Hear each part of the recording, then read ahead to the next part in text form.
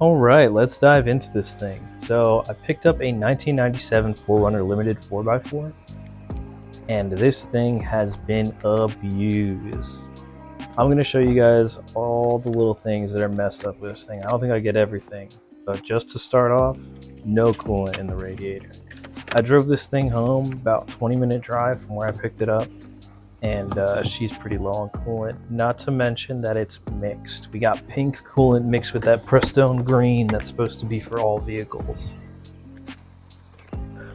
Coming around, I'm about to look under the suspension. Honestly, not a terrible vehicle, but there's just some things that make you shake your head. If you look at the exhaust flange, there is no nut holding that exhaust on. We just have a Bluetooth exhaust. I completely forgot to mention that this thing had a blown head gasket. Previous guy completely resealed it. Going into the back, interior's not too bad. Leather's in pretty good condition. So this thing has, on the odometer, it says it has 180,000 miles, but in reality, we have more like 250 to maybe even 280k miles on this thing. The tires are a funny story. I was kind of looking at putting on some TRD Pro tires on this thing. We'll see what I end up doing. This is what it came with. It came with these Michelin Defenders, which honestly aren't too bad. They're pretty brand new. Let me know what you guys think. Here we got a loose axle nut, or I'm sorry, the loose axle nut cover, no cotter pin. Thing just fell off as soon as I took the wheel. All the brake mounts are broken off. The bolts are broken off inside of the knuckle. More Bluetooth exhaust. There are no nuts holding that thing on there. That inner tie rod boot just dangling there. I don't know if I showed the outer tie rod, but that boot is torn open and it's just it needs to be replaced.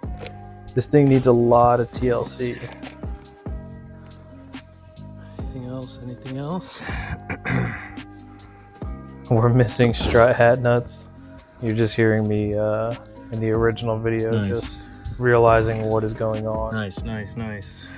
Missing a lot of bolts, man. So the last owner went ahead and redid the entire suspension, but he redid it with the Rock Auto Special. These are all no-name axles, no-name control arms, tie rods, all that. I found the cotter pin inside the vehicle. It was in the cup holder, so I just slapped it in here and bent it up. I reached back out to the seller. He mentioned that he paid a mobile mechanic to do all the work on this vehicle. And it's crazy because here we have the lower ball joint that is just missing a bolt. Whoever this mechanic was is just putting this man's life at risk. Here's the brake dust shield was just scraping right on the rotor all the way home. Found our scraping problem. So we're 3 for 3 on strut head bolts here. That bushing's definitely cooked. I don't trust anything on this truck anymore. Something that I realized, I think this is the only OEM bracket. I don't think this, which we saw dangling on the other side, is part of it. Holes on this knuckle where that would go, which is making me think, I know 4runner guys do Tundra upgrade kits, and I'm seeing 2 pistons, which I saw on my Sequoia. Is that what this is?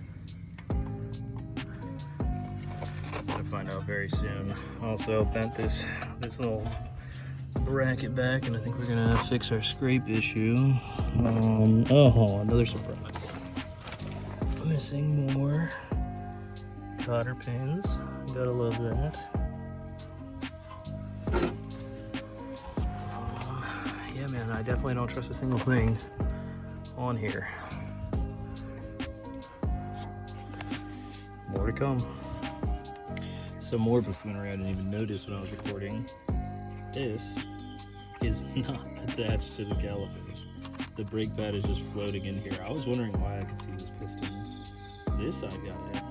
This side. Somebody missed a little something. Brief hold on this. So looking at the brakes on the 4runner made me realize that I need to do the brakes on my daily driver.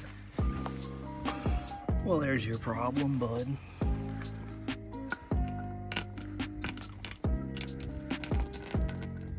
Ooh.